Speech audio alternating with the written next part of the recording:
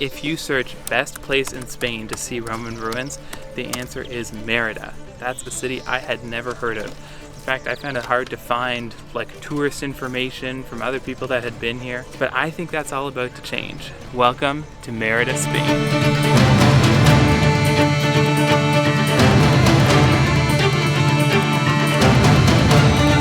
What today is an unassuming mid-sized Spanish city 2,000 years ago was a massive city, part of the Roman Empire here on the Iberian Peninsula.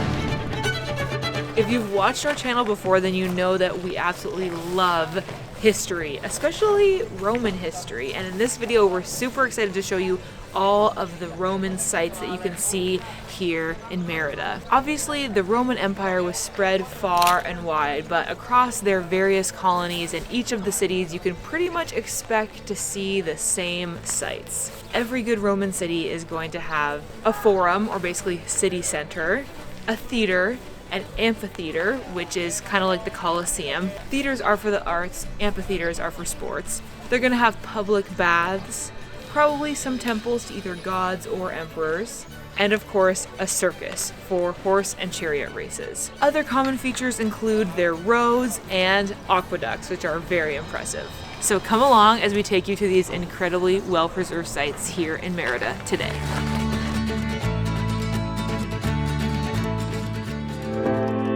So we've just arrived at the Roman Theater and I'm starting to see, oh my gosh.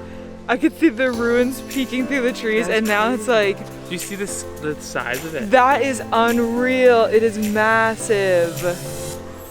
Oh my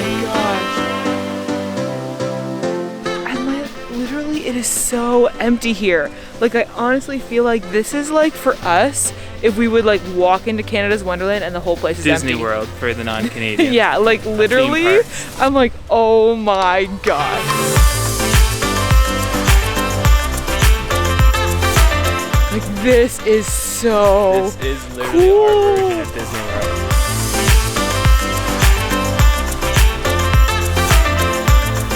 This is a larger than average amphitheater when it comes to the Roman Empire. This one had 3 monumental gates, or large gates. Through this one is where the gladiators enter. Through that one is where the victorious gladiators would have exited. And the 3rd gate was for important authorities, the governor, whoever, you know, noblemen that would come to like officiate the games or oversee the games. This amphitheater was built in the 1st century and it was in use up until the 4th century. It was built during the time of Caesar Augustus.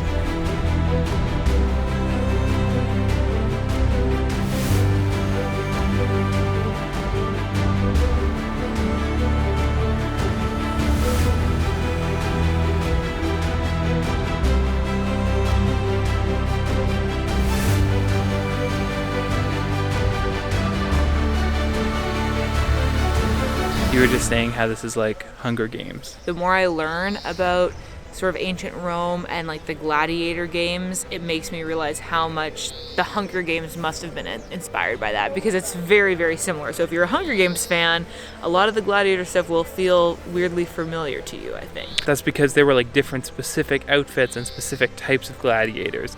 There were like the fishermen gladiators that tried to catch their opponents in a net. And then other types, the ones with spears, the ones with daggers, they all had like specific names for that type of gladiator and specific outfits that they wore. And those different like identities or types really reminds me of how like the different districts have their own sort of like weapons that they bring with them, or own sort of skills. And also the fact that in the gladiatorial games, like in amphitheaters like this, they would go to the nines dressing up the main area here, the field, to really resemble a certain story or a certain setting. Like they would set up fake trees, they would like bring in animals from different regions, like they would really decorate it to make it feel like realistic to whatever story was being told within the fight. I know we talked about this in our Rome video, but it was definitely messed up. Like these were slaves fighting for their freedom, or prisoners doing the same thing. Some gladiators were professionals that had chosen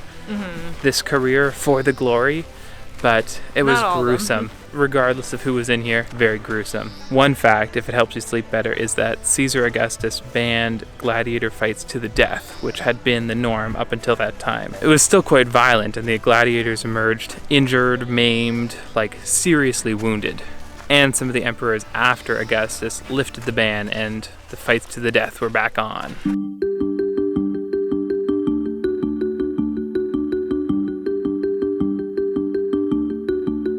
This was the entertainment center of the city. So we have just walked out of the amphitheater where the gladiators fought. Now we're walking on this Roman road to the theater. Wow, that's crazy.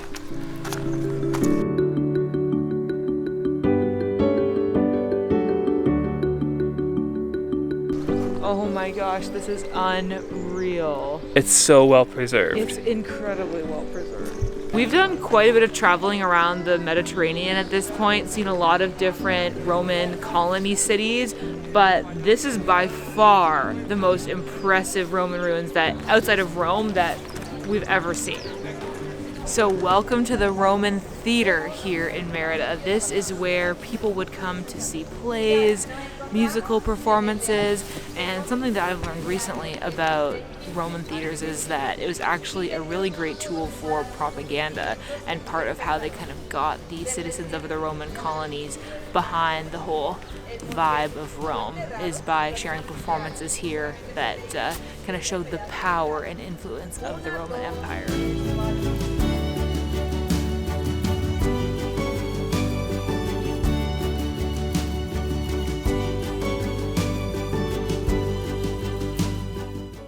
I'm standing right now where the performers would have done their music and dance performances, and the actors would have delivered plays.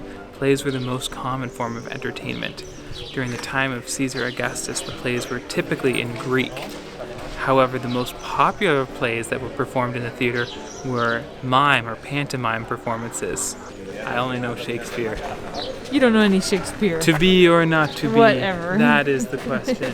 Whether 'tis better to... No. Something or other. I don't know how it goes from there, neither do you. It's insane to me that performers were standing in front of these marbled arches before the year 0 to perform in plays and stuff like that. It's crazy how long ago that was. It's so long ago, it's Yeah. hard to believe. Yeah. This theater was built in the year 16 BC, so 16 years before the year 0, and the amphitheater was built in the year 8 BC.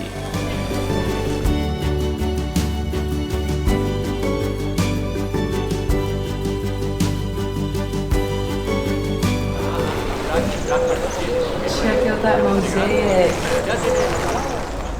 So this is just a house that was uncovered next to the theater during their archaeological excavations, and there's not a ton of info about this. What we do know is there is an incredible mosaic floor and painted walls, but in general this site is very much still an active archaeology site. They are digging stuff up and learning new things all the time here. Helpful tip if you have a hard time remembering, ampha means two, so amphitheaters are literally like two theaters put together, which gives it that oval shape. That's basically what the Colosseum is. That's where the gladiator battles were, and theaters is where they had arts performances.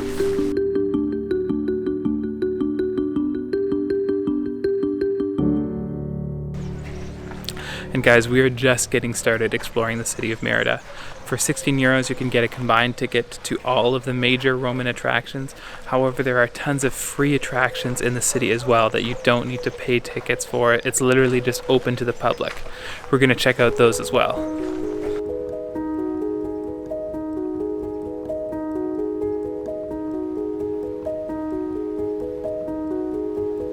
We've arrived at one of the free sites in the city. And the crazy thing about where we are right now, this is where the Romans stored snow. Come check this out. This is a snow well down here, and it would have been like a 2 or 3 story building. They threw snow in the top, it piled up at the bottom. They even had drainage for any snow that melted so that it would go into a cold water well. And all of this was because over there is the baths. And in a place that is hot most of the year, you want the option to take a cold bath. In these baths, they had pools of different temperatures. So to get a cold pool, you needed to take some of the snow that you imported from the mountains. They brought it down in huge carts, got as much of it as they could into the snow well before it melted. And then you take some of that snow and shovel it into the cold bath so that you can cool off on a hot day. What's wild to me is to think of the necessity of having to cool down the pool that you want to swim in. Where I come from, we try desperately to heat that water up because even in the summer it does not get warm. So it's crazy to me that they literally had to import snow to have a cold pool to swim in. Once again, this town is absolutely tranquil, like completely quiet. Just listen. Other than a few pigeons, it is... Look, there's no one. There's no one. There's nobody else here. So we're here at another ancient Roman site right next to the amphitheater and the theater. This is called the House of the Amphitheater, and what we have at this site is the remains of 2 Roman houses and a private bathhouse. Plus, we can see a little bit of aqueduct just behind me here, so let's go explore.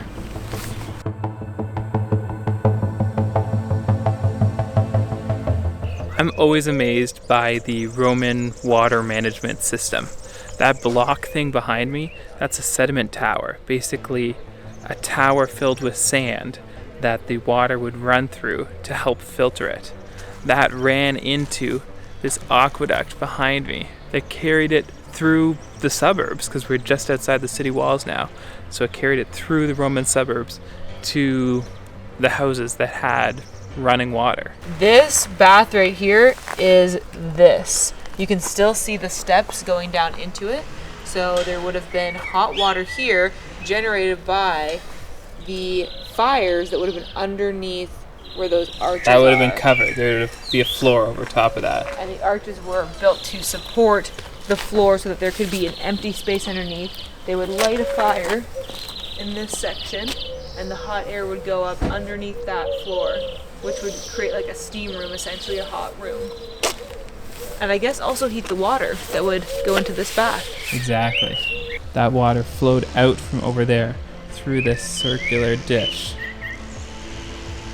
out of the city.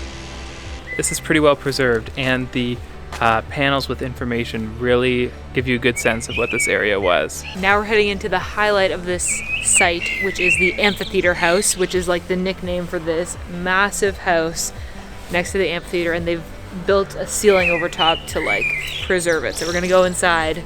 There's even active archaeology happening at this site here today, despite the fact that it's open for visitors. You can see the archaeologists at work excavating new parts. This is massive. Whoa. So as was the typical style of Roman houses at the time, we can see that there is a patio and a courtyard in the center that would have been surrounded by these pillars or porticos that held up a roof that covered the rooms that surrounded it. So basically this allowed for all of the rooms to have light and fresh air, and all of the home was kind of centered around a central patio. And the room we're standing above right now, this was their kitchen. That was their oven, and over there was their grinding stone.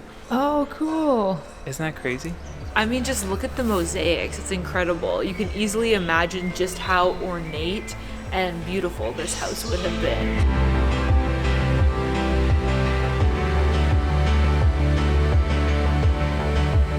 This mosaic is so impressive. It's a little dusty in person, but you can see it really well on the sign. This is a picture of 3 men crushing grapes into wine with their feet. The 2 men on the outside are holding canes, and the wine runs into 3 vases or jars below. Since the 1940s, they have discovered more than 700 square meters of mosaics here at this site. The vast majority of them have been left here in situ. However, another great place to see Roman mosaics is the National Museum just down the road. I will never cease to be amazed by the artistry of the Roman mosaic makers. Each piece of the mosaic is its own separate stone that had to be chosen and placed really intentionally, all to form this bigger image. I mean, all of this, the architecture, the art, It all just shows how incredible the engineering and art at the time was. This is like really cool and really impressive. I was not expecting this all to be down here. I thought that we would maybe just see like a few kind of walls here and there, but like you can really get a sense of the layout of this house. Well, this has been a really cool building. I loved the mosaics in this house. Definitely worth visiting, especially because it's included in the combined ticket that gives you access to all the Roman sites. What a banger.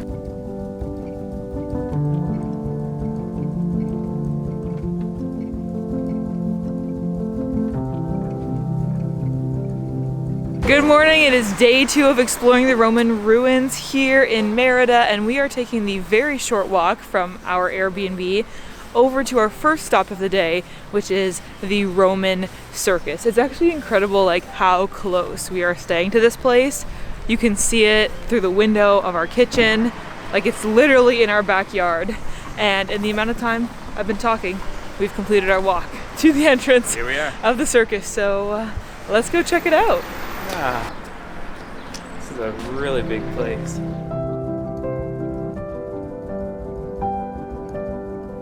So in case you don't know what we're talking about when we refer to a Roman circus, we're not talking about like a big top and lion tamers and strong men. We're talking about a racetrack, actually. So a Roman circus is basically a really big, long oval racetrack where they would have chariot races. They had these circuses in big cities throughout the Roman Empire. And we've seen a few partial circuses, like bits of one that are covered by other stuff, but I don't think I've ever seen a full Roman circus before, and it is huge. It's an enormous structure. Mm-hmm. Even the Circus Maximus in Rome, I kind of don't remember, like, maybe you just couldn't get as close to it as we are here, because this is like very, you can like really see the outline of the stands here and where the track would have been. It's fairly well preserved here as well. Yeah. It's very impressive.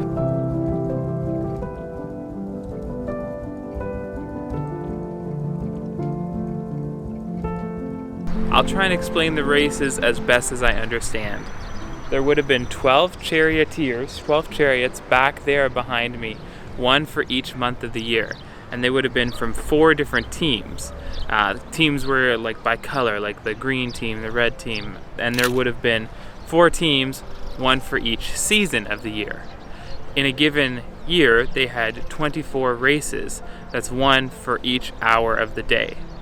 Then the racers would take off and they would do 7 laps around that center median. 7 laps, one for each day of the week. We got some real numerology going on here. All of this is meant to represent the passage of time. It's like a whole year plays out right here in the chariot races. I think there's also supposed to be some symbolism in there about the circle of the track representing the earth, and then the chariots are supposed to be like the sun orbiting around the earth. That was kind of their conception of it. And then charioteers were like the god Apollo that drove that sun around the earth. It makes you think, like, I feel like our sports don't have that kind of like symbolism, you know, mythology around them. Like, we need to bring that back. Like, crazy. What do the 3 periods of hockey represent? They should have something.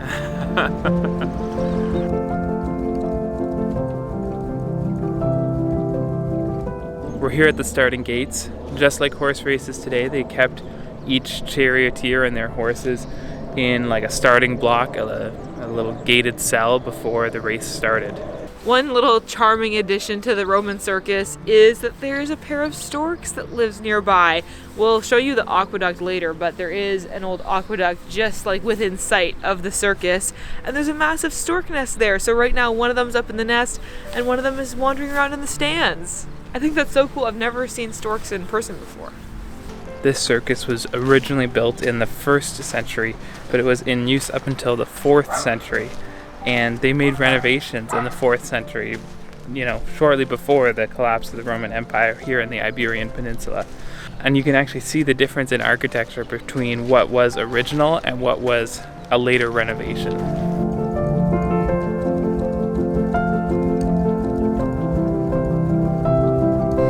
Here's us, literally at the Roman circus.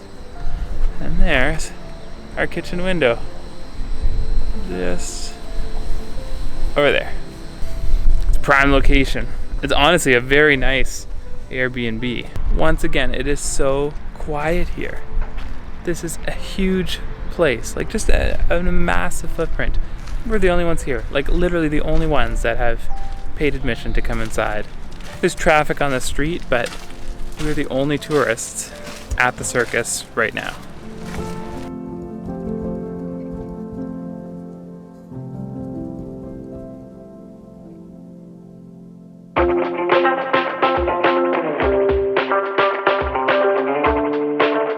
Okay, we are here at the main archaeological site of Merida. It's kind of like an introductory museum to the town, as well as an active archaeological site. They're digging up under that modern building over there. How crazy is that? Where we are right now is close to where the entry to the Roman city was, and just over the water in that direction, there's the ancient Roman bridge, one of the longest preserved Roman bridges over the river and into town.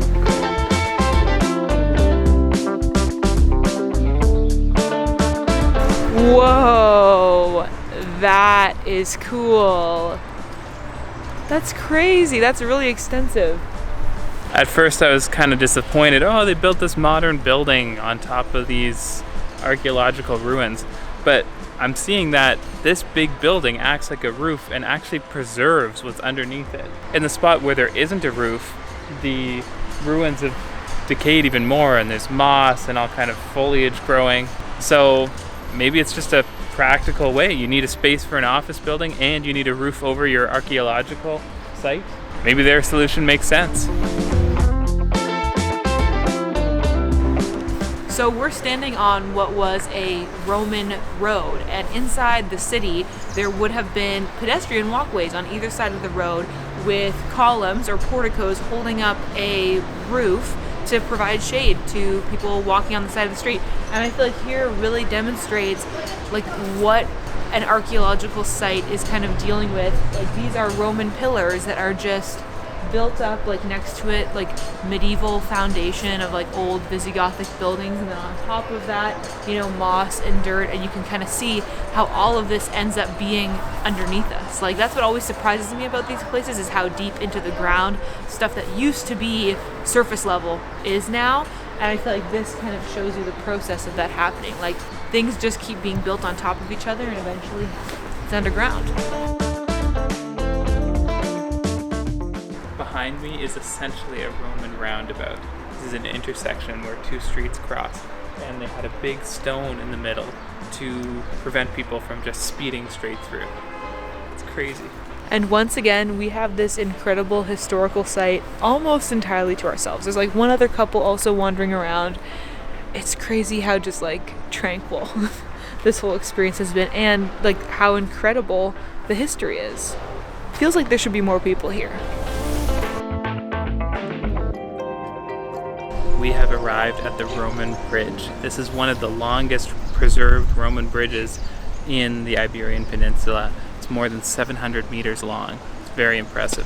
And it's been in continual use. You can see they actually continue to maintain it, and the architecture of the bridge changed over time. But the original bridge here was built by the Romans. And just at this end of the Roman bridge here is the Alcazaba, which is not Roman in origin, but it's included in the ticket and it's old and cool, so we're going to show it to you. Alcazaba is just the name for a medieval Arab fortification. So basically what happened is that the Romans left, the Roman Empire dissolved in the Iberian Peninsula in the 4th century, and the Visigoths were here for a couple hundred years. Then around the start of the 8th century, so in the early 700s, that's when the Muslim Empire expanded into the Iberian Peninsula, including into Merida, which they continued to call Merida. Oh, okay. Like an A instead of an E, oh, okay. Basically. Yeah, gotcha.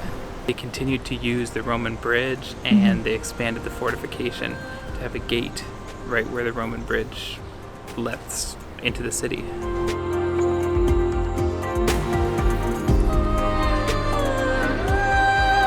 Walked into the water supply for the Alcazaba.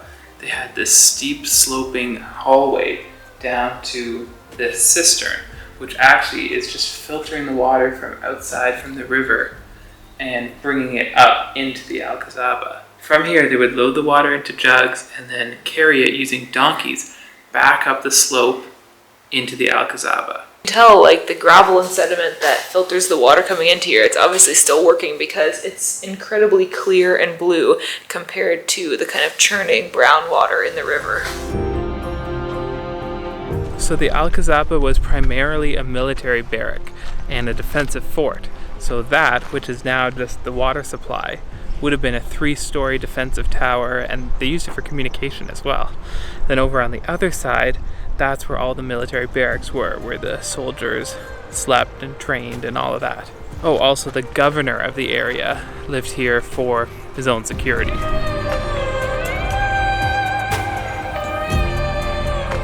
Well, the Alcazaba has been really cool. Hopefully you've been okay with this little deviation from our Roman theme, but there are Roman ruins here. But it is just about 2 o'clock, which means it's time for us to get back to the Airbnb and start the 9 to 5 for the day. So we will rejoin you tomorrow morning as we continue our tour of ancient Roman Merida.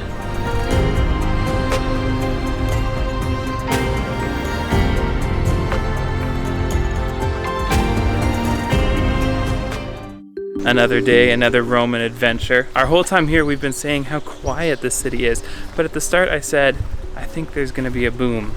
Let me explain. Reason number 1 is this is an active archaeological area, and they are uncovering new sites all the time and expanding the sites that they've already uncovered. And in fact, many of these places we're going to have only been open to the public for like a decade or so. Basically, they're still growing and building their reputation as a site for Roman artifacts. Reason number 2, Merida is situated about halfway between Lisbon, the capital of Portugal, and Madrid, the capital of Spain. Historically, there's been a train that connects Lisbon to Madrid, but right now they're improving that train infrastructure, which means at the moment, ever since the start of the pandemic, there have been no trains connecting Lisbon to Portugal, at least not directly. That work is scheduled to complete soon, and once it does, Merida will be the perfect stopover point for people traveling between Portugal and Spain. So what I'm saying is, Merida is going to start showing up in your Instagram feed a little bit more often. And if you want to come before this place is even busier than it is, then now's the time.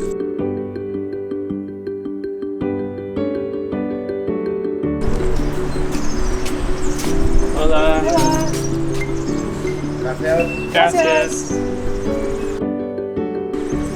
We've arrived at our first Roman site of the day, and this one is the remains of a palace or a house. I mean, I take it it's a very big and impressive house, but on the list it's just called Casa. So let's go check it out. So this place would have been one heck of a palace. Its entire footprint covered over 2,000 square meters, including 3 terraced levels, each with their own central patio, including private baths. They don't even know for sure how large this villa would have been. They just know that they've excavated more than 2,000 square meters, and they haven't found the ends yet.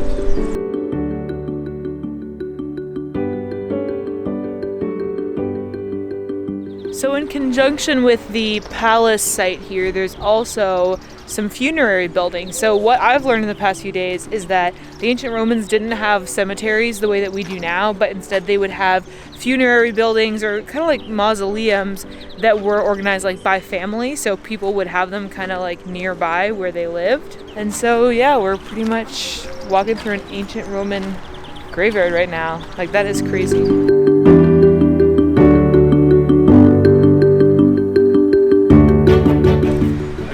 Gotta be a bath. Am I right? Yes. You can tell from those low arches. That was like their in-floor heating, right? Like they put fires under there, and that heated the water and the floor. In fact, this was the private bath of the family who owned this palace, which was a huge sign of wealth and privilege in ancient Rome. Most people would use public baths, but they had their own, complete with a really nice mosaic. Just to bolster my claim from earlier, the section behind me, they started excavating it in March of 2019. And they're still working at it. It takes a long time to go through each layer of soil so meticulously. But this site is getting bigger and bigger. In fact, those private baths, that's another thing that was actually discovered relatively recently. They didn't know that that was going to be here and part of this site. So there's new finds happening all the time, and these sites are expanding to show off more of the archaeology.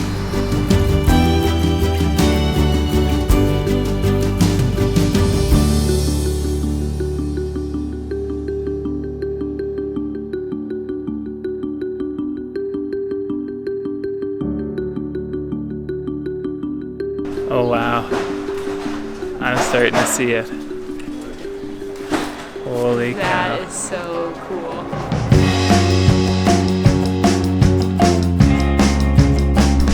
So what I think is really fascinating about this site is we can see all the different layers of history overlapping. We have the Roman temple, then there's a Visigothic building of indeterminate purpose. We don't know exactly what it was for. And then there's also a building here from the Islamic era. So clearly this was kind of an important like city center area throughout all of that time. Plus this building behind the temple here is from the 15th century, which would have been after the Reconquest, so it would have been kind of during the beginning of modern Spain. Also, you might remember earlier in the video I said that every Roman city is going to have a forum, or essentially a city center. This was a part of the forum here in Merida, but as you can see, we're surrounded by modern buildings, so the remains of the rest of the forum are still under the ground around here. You can get all the way up here for free, but if you want to go into the house / museum, you got to take your Roman combination ticket.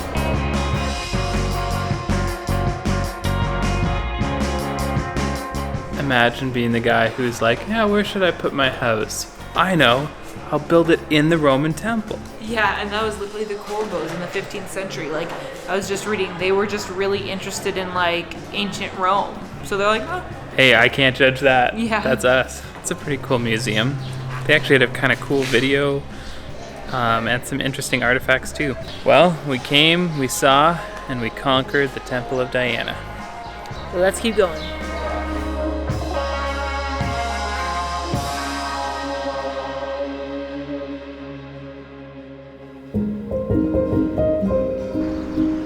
So our time here in Merida is coming to a close, but before we hit the road to Lisbon, we need to show you one last Roman monument, and this one is completely free to visit. It's like a 5-minute walk from where we stayed, and it's the Aqueducts. If you're not familiar, Romans used aqueducts to transport water from a higher elevation down into the city, so they always had fresh water coming to their baths, to their homes. And it was constructed this way because somewhere far away there's a water source at a higher elevation, and they would make the aqueducts a consistent slope to kind of use gravity to keep feeding water into the city. Here there are kind of two aqueducts. We have the older, taller Roman aqueducts, and then a later addition here, which kind of gives you a sense of what the bigger picture of an aqueduct would look like. We love the aqueducts, and the storks love them too. Normally storks migrate each year, but there's actually a permanent colony of storks here in Merida, including a pair that have built their nest on the pillar of the ruins of the aqueduct. We've actually been seeing the storks all over town, including when we were at the circus. From what we've learned, there would have been 4 major aqueducts bringing water into the city from 4 different directions. And today there are well-preserved remains of 2 of those aqueducts. This one here by the circus, and another one on the north side of town.